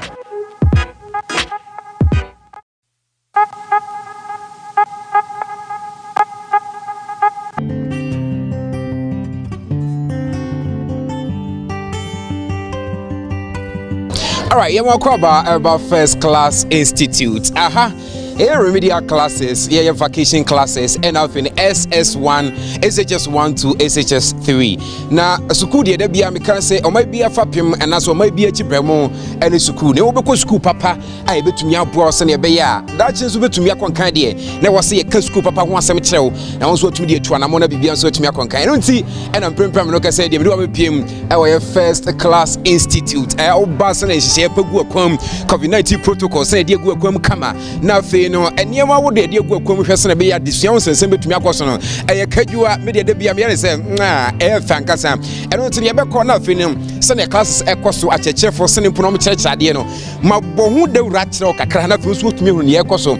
One said, dear dance here, now Baha who say, Ampa, may bat nothing, Mama Bejim, woman, Papa Muntetie, Nisubampa, maybe school free akono, Nami a pabinagasa. Hey, the Martina Fiera classrooms night and checking the echo. All right, into First Class Institute, classroom in Pimpe, Medoabana, Western Edition, Air Costo, now Western year. Embrantin Mabawan, and Yabre book dental, Manimuna Edition, Air Costo Kama. Utu say, and Yadi out the Wangasamba Baha, now what we didn't show a young woman swim and answer and Soshimu. And until the Biamidi may come for the amount says, so Upisuku Papa, I'll bet me a Kosuku, not pass it there. Now make our First Class Institute, Eddie Amawate, remedial classes, now Fino, a year. SHS1 to SHS3 nina e kwaso hom enti we board no so atum se commerce na kwaso gidi a teacher ni so ani abra bibia so e kwa kama pa enti to eden come join us. First Class Institute first class if we say so you back Kumasi yasi and as a Ghana as you are there is no school a bro first class you want Friday's edition Kuro Yi Mu Nsem from me Nana Kojo Jantwa, of course, lawyer Justin Kodia, and I am a special guest. I actually am Komo. You didn't come be a free senior high school. We've talked about corruption. Or say John Mahama, you're corrupt, and yeah, Twaso. So, lawyer. Now we look at two things. Now, for Yama Ebusian for Bembe 5 minutes be. Ejuma Sem. I say my baby by my baby go Ejuma. Magu adwuma nso mo ka sa mo di beba ba magu adwuma no nti onkofo bebre akrachifo bebre mo fie na mo nse se na koni na sefo but enye na konku a bankers na sefo mo tifi adwuma nsem se na mo di aka ho na afei wono mo koto aba no waka bibia chiro mo na de nte wo se to ma MPP na jantwa se NDC for enam ebontoa e ka chega se omoba Omudi adwuma ebaba Ghana ha and adasem omampeni abedi echi Alhaji Dr. Muhammad Bamia wasi ye born to idea promises they obia me make promises nemum ti pesi hu nipa so obetima ye adwuma ontimi nya adwuma yembusa ye ho se nipa no wa ban mu no de na oyeye what you say yeah anya hwede omampeni John Mahama baye president Ebra Yura Kufwa by free suit 2008. Na Ghana do middle income status, near oil. Satan and Abekaya, who fear na banks for cry Bassabejibusia. Yeah. So many be am the beans in home, say, Neshi, in say a most can bet him their yedjuma. Yeah. Sad pensuno. Na companies, FM station, a put every day near BFM station, FM for Juma. MT and Vodafone no more BB offices, banks a BB offices. NDC bets are kunyasu 8 years. 8 years no, and now so man to no my o man penny your mama na be kase o mansi kan ye dia manaka dumpeno. Sa breno aban adwumam aban so ye the public recruitment freeze etoso. Say ye mfa nkofo aban adwumam any IMF no World Bank ekoye ekohye kratas en sakoshe kratas. Meboa. Yeah. Satam so benya adwuma ye o aban so ya ise obi ewu na so obi akọ retirement eno na me unemployed graduate association of Ghana eno a satam no na Ghana for me wo yeda dunso mu mfie baako mfie mensa mfie 9 mfie menu mfie mensa mfie 9 nana kenne me ban Nhyira afema kamo generator esiso a mato diesel guma eye dedewa adwuma egu o Ghana ha dunso in 4 years no na adwuma ketwa te kafitani a sebi wakoju obi ka so ko experience obeye hu adwuma no ene ko ne ka hu na kadan tokwa if say da wo share ne so medical wintimi anye yeah o man pena na dan kwakufa do MPP buy ene me no kase public sector nkwan aban adwuma miami why youth employment agency enkofo ma form a ene modoso ene 2-year contract ma form as permanent workers 685 yes why you nkwa Oshe adwuma yafa nipa wo public sector 778,706 and acquired from 2017 to 2019 me fa 2020 grand count immigration nipa more than 500 at a go o immigration da and then no kasa immigration yafa nipa over 3,000 Oshe teacher for any or more child school no more support ma nipa ya form from 2017 up to 2019 me say me fa 2020 quiet then enka 66,357 teaching and non-teaching staff nurses for more school no mutifi doctor for ne pharmacist for ne yes form ya fa nipa 64,770 2017-2019 say me nka 2020 nka under one district one factory and you can't confront yourself. Sebi abaya fashion papa amba ebena companies and conquer Jumakoso. Yet to Chroma 2015 Anglo Gold a boom ketisa ko South Africa de benti almost say Juma mo yomo boka if we say kania omu nyamu timinjira so e ma nipa 4,000 eshiro omajuma and then mino kase Anglo Gold f nipa 4,135 fa omu ye adwuma Nhyira FM. Yeah, but informal sector, and then no kase VW, Toyota, Suzuki, Sano Hajo, Omunya BBA companies or Mufenipa. Na kasebi ke dunso mrena commitment for nipa Ghana. Enti NDC for be catch Ghana for say omu bit ma for nipa and turning na dasem. All right. Me wie kra no. Ebe MPP ba. Ghana nyina ambulances say obi anya akwanhia ene ma wonsem mo ye accident hu sin bi a che areho but MPP ba na ambulance wo Ghana nyina 55 pe ene me no kase ye 307 ambulances every constituency bi aye adwuma ene upa to car ne kase okokrum anya obehia ambulances be tu na sankofo a ya form mo twi ambulance no ene nkofo tinchi a wo hwe mo no paramedics for any adwuma enti me say Ghana for oba financial sector ye resi edun ketia a NDC forecast ye ni egu financial sector 2016 mo sister station Class FM 91.3 asemo catch Ghana for ne say bi say nana down to Bernard uwanya sika now say the acquire investment or bank bim o the akoto bank bim na bank ni ntimi ntwia o catch a ban say aban mom na fa taxpayer for sika odibako school obakoya kwan ene mfa betwa wo investment na wakoye no na ka wonya afaso a kamama aban ni bi. All right. Yemra so, but quick comment on elections, voters, no. Bear 1 minute to be named. The Yana said, Nameboa, December 7th. Ashanti region, the Biamekase in the history of this country. Abambia no aba in the first 4 years. Why ye Juma pass a Kufadra bank? One my free senior high school. One doing so, what solve doing so, my and the COVID buy, yenya light free, yenya water free. Ashanti region, ya quine. Everywhere but could be a bone said, yeah, quite. It be the 8 years, but another 4 years. And then may share me catch it if when I say, Yan can't see a mash until in heaven. Yan can't see a magana heaven. Nelson so, do food Japan piano. Say more born anado, emanate to me twice, a coswa. And no ma papa baba gana no market. They may sell. Obia said December 7 would do what? Would that cha bad na kwakoto? Or bad dachi, and no would you be na. If you say your woman another twice, you may not for so pa. Now, okwa, what shares her making sure separate pie the man, electoral commission officer was stamped so. Or book a mutinting, what shares her own another, own was so picture her, own set box be near or now don't say, so we are up a pound, sir, off with him at the quarter that came. Sass no best say, will MP or Nanado say on pay independent candidates, Assembia. And then so this way independent candidates so be boa mon potem or boa that down.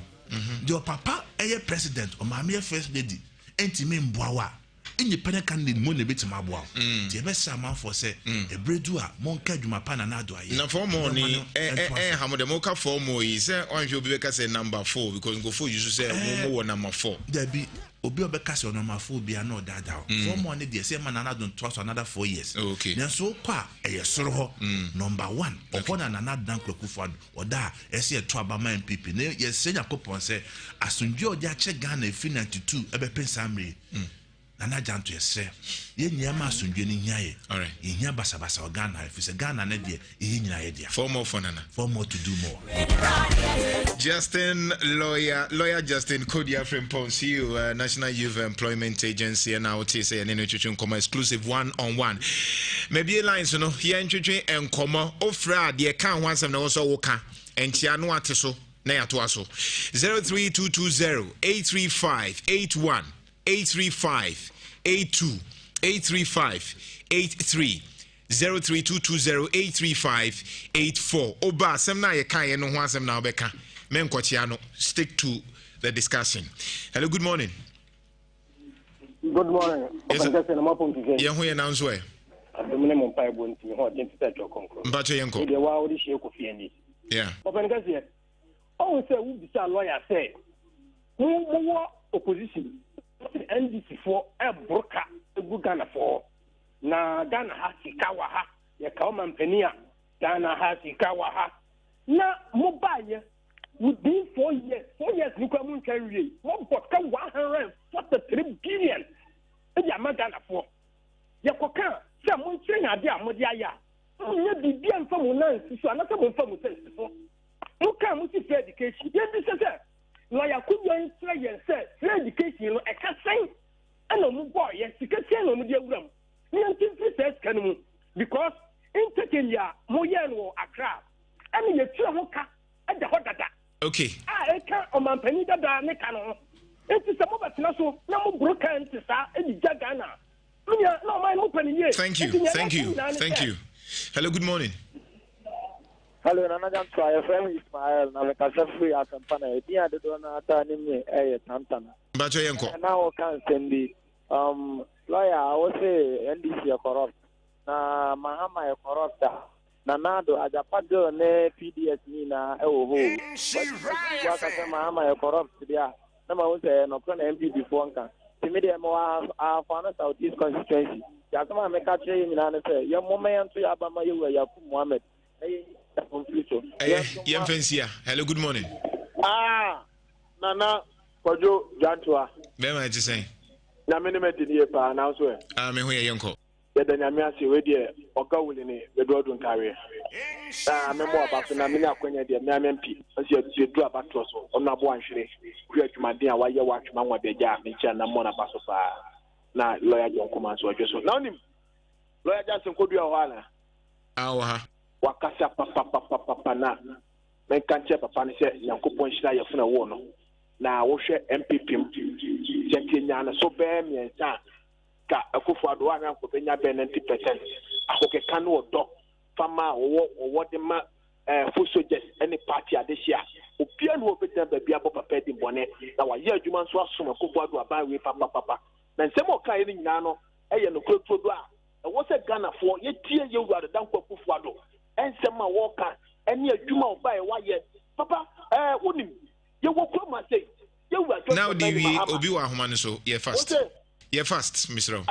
ye wo kroma say ye wura John Man Mahama be ka che Ghana na wiase na say free education enye ye che 20 years down and may you Akufo-Addo free education aba she appointed nurses from school 2013 to 2016 you were Mahama time one more employment Akufo-Addo buy a nurse 57,000 you were that you could be to another woman she mapuna what form you to employment ho any public play you will come out. Okay, thank you point well made mobile no in the first no bin so baby. Good morning. Yes, I want to say a champion you can go electric as I told you station yanko champion quick yo ready na you have to Nhyira chia lawyer just could be simple mama and wakasa papa na master me say former president Mahama believe yes say pa papa no one NGC it is education ya they say what man who saw the buy it ya kula we class 1 kula ko bisa say free education one the buy ya it about president Mahama na the buy oh when atura NGC for gusu a omudie na the minister Ghana for ne say Ghana for the when mu asem they say the president of Mahama so na the free education buy eti study an into institute sa go gusu a wo twentro eti ma ya nyini na yankoso ani to abamfama Akufo-Addo ni MPP abai. Okay, thank you. Hello, good morning. Good morning. Yes sir. Anajandwa. Yes sir. Kajetia MPD obiane onabu ko fidi ba kaje fi kajetia meet you.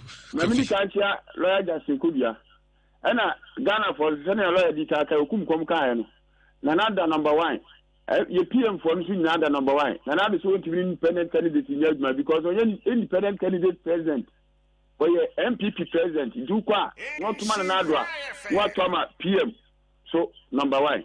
Na Anajandwa kaka America say NDC for money na gu ase na me de bia mekoso aka 2015 na former president Mahama kacha Ghana for say Ghana for channel free asem ebio okache kacha say atia kwanya okache certify say we di go du kura be yi akwa yempe uko busa say dia no mara mo so mo siga me busa say na Justin Kobia ka party for food and job carbulance asem the whole Ghana na ko ba bia o free education the whole Ghana ye usi go asantimemo na ti go northern region e ti be say Ghana for say na dan ko Akufo-Addo and share the by Ghana ni be bia benefit. Okay, thank you, point well made. Thank you. Good morning. Good morning, Nana Kutuzantwa. She were to say Patrol Pumpkin. Me who din to us. Amen. Michelle lawyer Justin Kobia say papa. Because who bisa lawyer Kobia said President Akufo-Addo or corrupt, and I say when you're corrupt. One kasa wuji to say will be international. Am I could be saying say we are corrupt and I say when you're anything or wada. Up to now, President Akufo-Addo to me see the busa when you're corrupt, on saying you're corrupt, so a Ghana for that. Because your Kruma may a free education. Obi the free education about be so then progressively. So could be say education minister obi chiro progressively now mukayano. Me put you 4 million. No one can know why you take 4 cedi. E can't Ghana for so why free education. And you more so was can't Ghana for say you sabi ya every year into remember some term ye Ghana for Akufo-Addo and the MPs so we now more than number 1. Okay. To ban Akufo-Addo na mfa Ghana ko ni. Last caller for you. Hello, good morning. Hello, good morning. Odishaba nebons ni. Okay, meet you. Minu kasa free nkan. Ma min chabe nua kodua selfa kada ji ubo adwuma. Therefore kakra me kan say mesra Ghana man. And no me can am say repeat. Me simu ma yewrem fi. Wo hwe a years by this time electricity na yentimi ntua. water pail na yentimi ya next year me bada me nchanya pani no level 300 esukọ no amampani piesie o be ko die nkame san watam be ko o step 2 enti ya nhwe ye wo dan krankra bam wo dan krankra baba be dai ya nhwe ye a die ni ani ene be yen o di shaba na bo su di nyamu cha ko da. Thank you like antino krakrem be 1 minute to me na be danya obiase se ye obama kunya se mbeta na ye cheche sempano na se de bia meka no se bi ka 2009 ka na nado free senior high school ne baya ke bia ka 2017 no ke ka semfoforo ma ye nyamfunso menka se o tenafi onkoto aba menka se aban bia ba sanete enya nukre se bi aban bi ba o de ma ne konanim aban bi ba so de ba ne konachi na makase December 7 fidie yen tro odo enfama na nado wa oba obusuani bi akọ senior high school free wa ambulance ba wanya so faso wa ene light wonya bi free wonya electricity free wonya insuo free wa dum so begu wadwuma ene we kan esi so ade adwuma no December 7th or one choice be all right so beto aba ama nkunimdi aba MPP or number 1 okay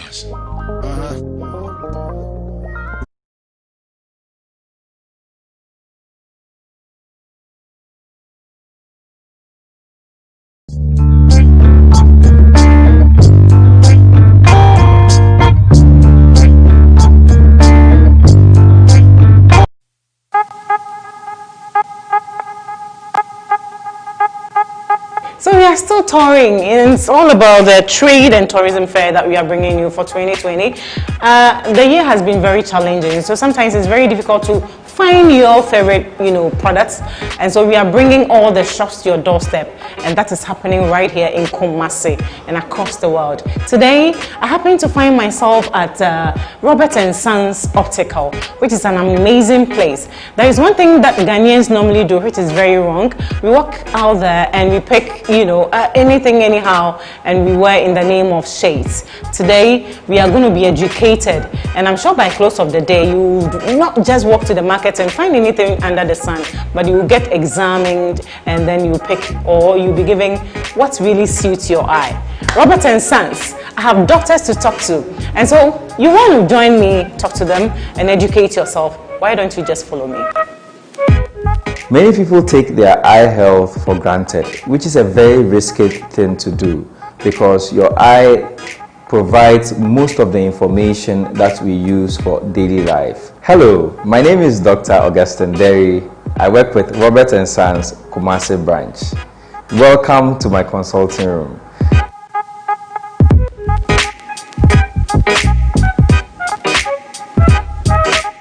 At Robert & Sons, we offer eye care that is world-class, that is standard, and that you would never regret patronizing. I see many different kinds of patients day in, day out. I see the old people, I see young people, I see babies, lovely babies, and I see the working class people as well. At Robert & Sons, we stand for excellence. We stand for the best, and we do not settle for average.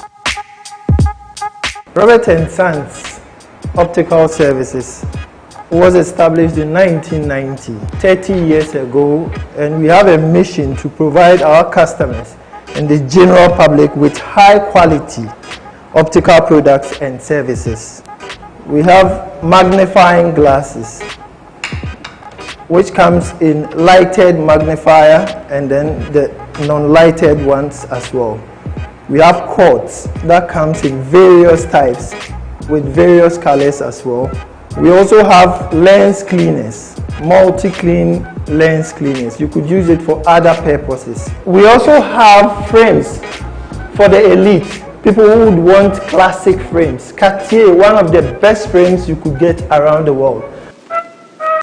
We are at 100 Runabout. We are very close to the forestry, in fact opposite the forestry office at 100 Runabout. Contact Robert & Sons Kumasi on 024 008 4437